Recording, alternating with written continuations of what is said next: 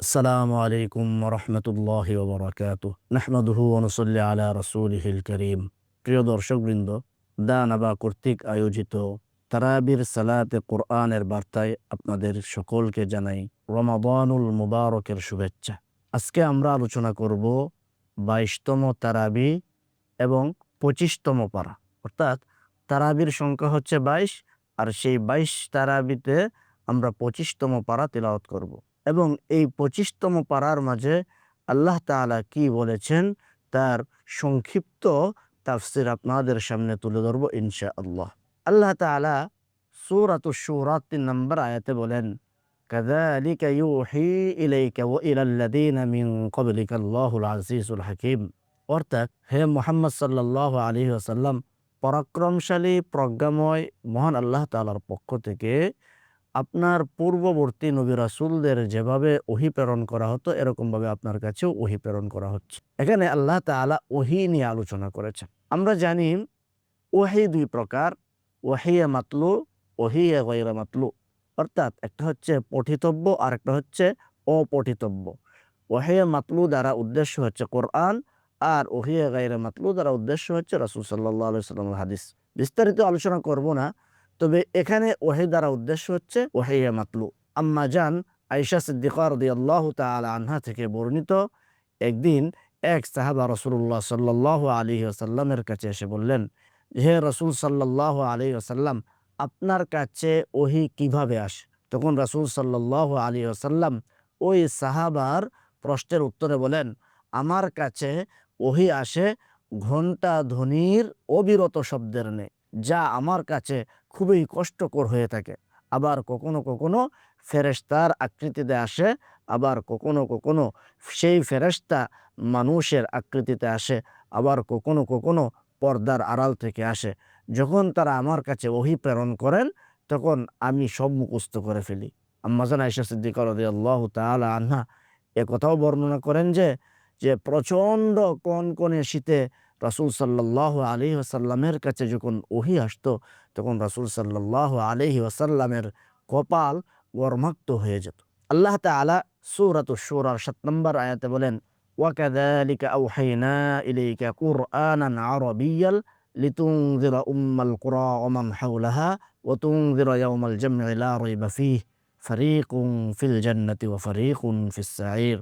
অর্থাৎ ওয়াকাযালিকা আওহাইনা ইলাইকা কুরআনান আরাবিয়্যা, মুহাম্মদ, আমি এমনিভাবে আপনার কাছে কোরআনকে আরবি ভাষায় অবতীর্ণ করেছি, লিতুনযিরা উম্মাল কুরা ওয়া মান হাওলাহা, যাতে আপনি মক্কা এবং মক্কার চারপাশের মানুষদেরকে আপনি সতর্ক করতে পারেন, এবং সতর্ক করতে পারেন ইয়াউমাল জাম'i লা রাইবা ফীহি, ওই দিন সম্পর্কে, মানে কিয়ামত সম্পর্কে, যেদিন সম্পর্কে কোনো সন্দেহ নাই। ফারীকুন ফিল জান্নাতি ওয়া ফারীকুন ফিস সাঈর, সেই কিয়ামতের ময়দানে আল্লাহ তাআলা দুনিয়ার সকল মানুষদেরকে দুই দলে বিভক্ত করবেন। এক দল হবে জান্নাতি আর এক দল হবে জাহান্নামী। এই আয়াতে কারিমায় আল্লাহ তাআলা রাসূল সাল্লাল্লাহু আলাইহি ওয়াসাল্লামের কাছে ওহী হিসেবে কোরআন প্রেরণ করেছেন আরবি ভাষায়, কুরআনান আরাবিয়্যা। এখানে আল্লাহ তাআলা বলেছেন যে আমি আপনার কাছে কোরআন প্রেরণ করেছি আরবি ভাষায়। কারণ একটা জিনিস, যিনি দায়ী হবেন, যিনি নবী হবেন, যিনি রাসূল হবেন, যে উম্মতের জন্য আসবেন, ওই উম্মতের ভাষাভাষী যদি না হয়ে থাকে দাওয়াতের কাজ, তাহলে উম্মত এবং যিনি সেই উম্মতকে পথ নির্দেশনা করবেন তাদের মাঝে বন্ডিং ঠিক মতো হবে না। এই জন্য আহলে আরবরা যেহেতু আরবি ভাষাভাষী ছিল, এই জন্য মুহাম্মদ সাল্লাল্লাহু আলাইহি ওয়াসাল্লামের কাছেও আল্লাহ তাআলা সেই ইসলাম ধর্মকে এবং সেই ইসলাম ধর্মের প্রাণকেন্দ্র কোরআনকে আরবি ভাষায় অবতীর্ণ করেছেন। এই আয়াতে কারিমার মাঝে আল্লাহ তাআলা মক্কাকে উম্মুল কুরা বলে আখ্যায়িত করেছেন। আর এখানে ওয়ামান হাওলাহা, এই হাওলাহা দ্বারা প্রাচ্য এবং পাশ্চাত্যের সকল জনপদকেই বোঝানো হয়েছে। এখন আল্লাহ তাআলা এখানে মক্কা নগরীকে উম্মুল কুরা বলে আখ্যায়িত করার কারণ কি? একদা এক সাহাবী বলেন, আমি রাসূলুল্লাহ সাল্লাল্লাহু আলাইহি ওয়াসাল্লামকে মক্কার বাজারে বলতে শুনলাম যে, হে মক্কা নগরী, আল্লাহর শপথ, তুমি সবচাইতে আল্লাহ তাআলার কাছে প্রিয় এবং সবচাইতে উত্তম ভূমি। আল্লাহর শপথ, হে মক্কা নগরী, মক্কা ভূমি, যদি আল্লাহ তাআলা আমাকে তোমার কাছ থেকে সরিয়ে না নিতেন, অর্থাৎ যদি আল্লাহ তাআলা হিজরত না করাইতেন, তাহলে আমি কখনো এই মক্কা নগরী ছেড়ে অন্যত্র যেতাম না। অর্থাৎ এই মক্কা হচ্ছে আল্লাহ তাআলার কাছে খুব প্রিয় নগরী। এর পরবর্তীতে আল্লাহ তাআলা বলছেন, ওয়াতুনজিরা ইয়াউমাল জামঈ লা রাইবা ফীহ, যে এখানে আল্লাহ তাআলা বলতেছেন ওই দিনের জন্য যাতে আপনি সতর্ক করতে পারেন, যে দিন সম্পর্কে লা রাইবা ফীহ, কোনো ধরনের সন্দেহ নেই। সেই দিন হচ্ছে কিয়ামতের ময়দান। আল্লাহ তাআলা সূরাতুত তাগাবুনে বলেন, ইয়াউমা ইয়াজমাউকুম লিয়াউমিল জামঈ যালিকা ইয়াউমুত তাগাবুন। রাসূলুল্লাহ সাল্লাল্লাহু আলাইহি ওয়াসাল্লাম এই ওহী এবং রাসূল সাল্লাল্লাহু আলাইহি ওয়াসাল্লামের কাছে কোরআন, রাসূল সাল্লাল্লাহু আলাইহি ওয়াসাল্লামের কাছে দাওয়াত ও তাবলীগ সব কাজ করেছেন একমাত্র উম্মতের জন্য। আয়াতের পরবর্তীতে আল্লাহ তাআলা বলছেন, ফারীকুন ফিল জান্নাতি ওয়া ফারীকুন ফিস সাঈর। এই কাল কিয়ামতের ময়দানে সকল উম্মতের মধ্য থেকে দুই দলে বিভক্ত হবে। এক দল যাবে জান্নাতে, আরেক দল যাবে জাহান্নামে। ফারীকুন ফিল জান্নাতি ওয়া ফারীকুন ফিস সাঈর আয়াতের অংশটুকু দ্বারা একটি হাদিস হলো, রাসূল সাল্লাল্লাহু আলাইহি ওয়াসাল্লাম একবার সাহাবায়ে কেরাম রিদওয়ানুল্লাহি তাআলা আলাইহিম আজমাইনের কাছে আসলেন। তার ডান হাতে একটি কিতাব ছিল এবং বাম হাতে একটি কিতাব ছিল। সাহাবায়ে কেরামদেরকে লক্ষ্য করে বললেন, হে আমার সাহাবায়ে কেরাম, তোমরা কি জানো আমার ডান হাতে কি কিতাব আছে আর বাম হাতে কি কিতাব আছে? সাহাবায়ে কেরাম উত্তর দিলেন, না ইয়া রাসূলুল্লাহ, এই সম্পর্কে আমাদের জানা নেই। তখন রাসূল সাল্লাল্লাহু আলাইহি ওয়াসাল্লাম বললেন, ডান হাতে আমার ওই কিতাব রয়েছে যে কিতাবে জান্নাতীদের নাম আছে, জান্নাতীদের গোত্রের নাম আছে এবং জান্নাতীদের পুরা পরিচয় ঠিকানা রয়েছে। আর বাম হাতের কিতাবটা হলো ওই কিতাব যে কিতাবের মাঝে জাহান্নামীদের নাম আছে এবং জাহান্নামীদের গোত্র পরিচয় ইত্যাদি আছে। তখন সাহাবায়ে কেরামদের মধ্য থেকে বলে উঠলেন, তাহলে আমাদের আর আমল করে লাভ কি? কারণ কারা জান্নাতি তাদের ফায়সালাও হয়ে গেছে, কারা জাহান্নামী তাদের ফায়সালাও হয়ে গেছে, তাহলে আমাদের আমল করে কি লাভ? তখন রাসূল সাল্লাল্লাহু আলাইহি সাল্লাম সাহাবায়ে কেরামদেরকে সান্ত্বনা দেওয়ার জন্য বললেন, না, এরকমটি বলা যাবে না, বরং তোমরা তোমাদের কাজ করে যাও। কেননা যে জান্নাতি আল্লাহ তাআলা তার জন্য জান্নাতের কাজকে সহজ করে দেন, আর যে জাহান্নামী জাহান্নামের কাজ করার জন্য তার কাছে সহজ করে দেন। আল্লাহ তাআলা সূরাতুশ শুরার ২৮ নম্বর আয়াতে বলেন, ওয়াহুয়াল্লাযী ইয়াকবালুত তাওবাতা আন ইবাদিহি ওয়া ইয়াফু আনিস সাইয়্যাতি ওয়া ইয়ালামু মা তাফআলুন। অর্থাৎ তিনি মানে আল্লাহ তাআলা ইয়াকবালুত তাওবাতা, আল্লাহ তাআলা বান্দার তাওবা কবুল করেন এবং বান্দার পাপ রাশিকে মার্জনা করেন।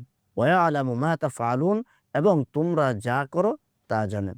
আল্লাহ তাআলা হচ্ছেন আরহামুর রাহিমিন, সবচাইতে দয়ালু, আহকামুল হাকিমিন, বিচারকদেরও বিচারক। বান্দা যখন কোনো অপরাধে জড়িত হয়ে যায়, অপরাধে জড়িত হয়ে যাওয়ার পরে যখন তার অনুশোচনা হয় এবং আল্লাহ তাআলার কাছে তওবা করে, সেই তওবাকে কবুল করে নেন। তওবা কবুল হওয়ার জন্য ৩টা শর্ত আছে। ১ নাম্বার, অনুতপ্ত হতে হবে। ২ নাম্বার, অনুশোচনায় আসতে হবে। ৩ নাম্বার, যে অপরাধটি সংগঠিত হয়েছে ওই অপরাধটি আর জীবনে করা হবে না, এই ব্যাপারে সংকল্প করতে হবে। যখন এই ৩টে জিনিসের সমন্বয়ে তওবা করা হবে, আশা করা যায় অবশ্যই অবশ্যই আল্লাহ তাআলা সেই তওবা কবুল করবেন।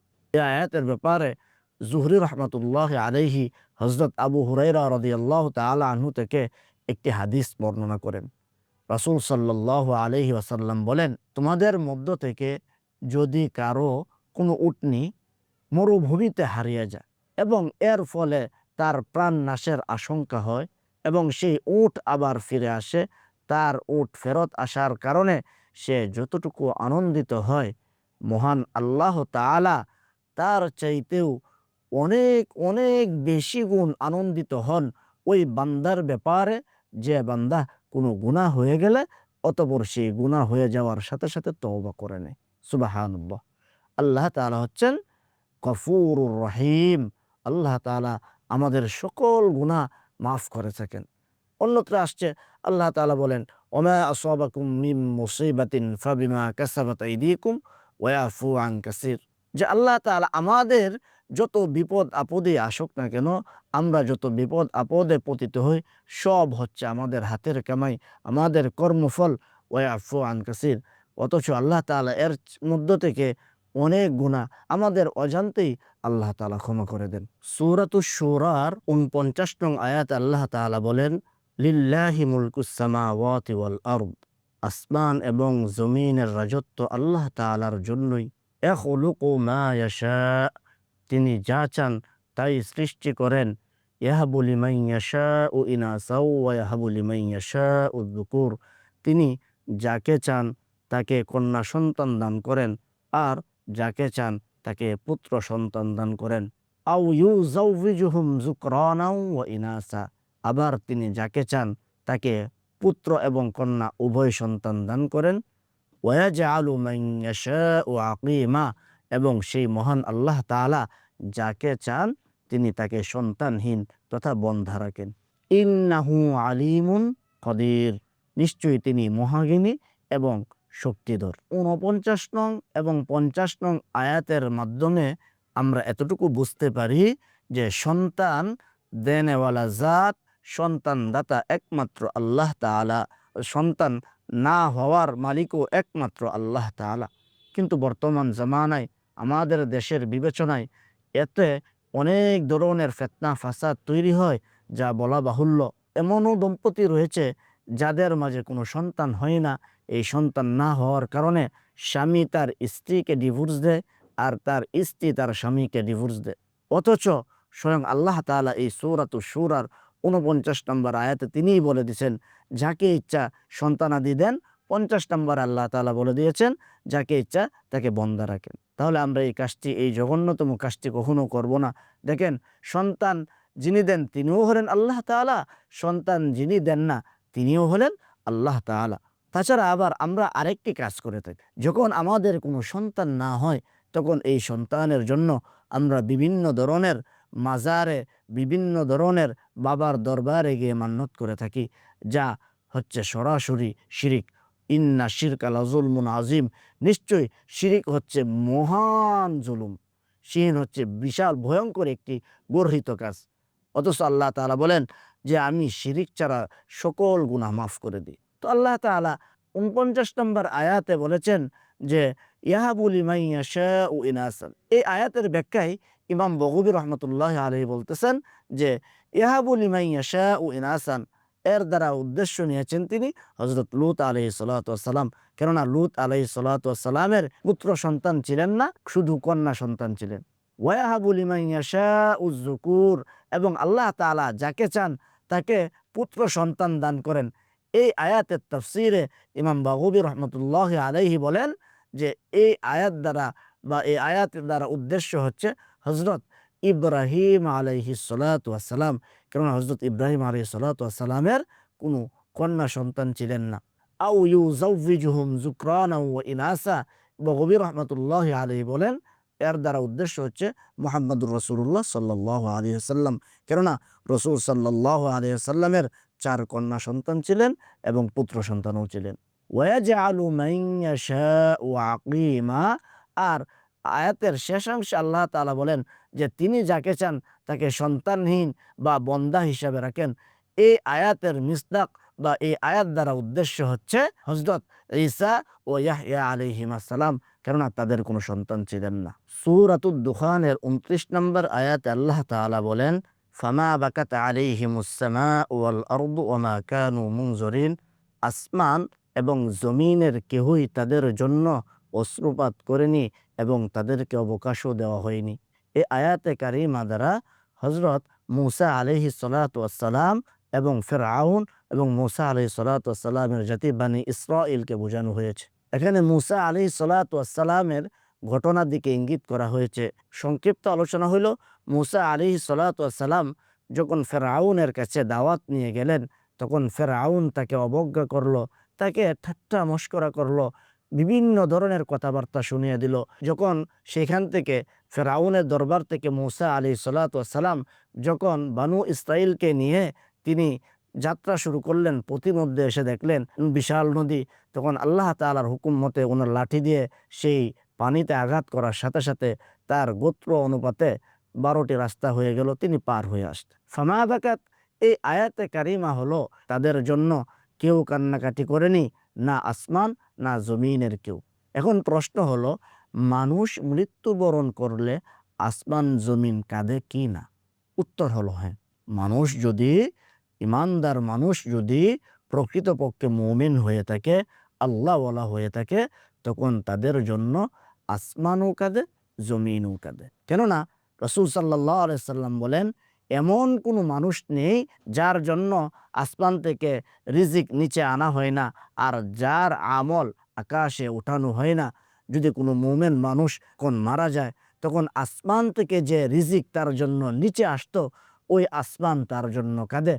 এবং যদি কোনো মুমিন মৃত্যুবরণ করে, সে জমিনে যে জায়গায় বসে ইবাদত করত, যে জায়গায় বসে বিভিন্ন ধরনের আমল করত, কোরআন তিলাওয়াত করত, ওই জায়গাগুলো তার জন্য কাঁদে। কিন্তু ফেরাউনের বাহিনীর জন্য এরকম হয়নি। আল্লাহ তাআলা আমাদের সবাইকে আমল করার তৌফিক দান করুন। ওয়া আখির দাওয়ানা আনিল হামদুলিল্লাহি রাব্বিল আলামিন।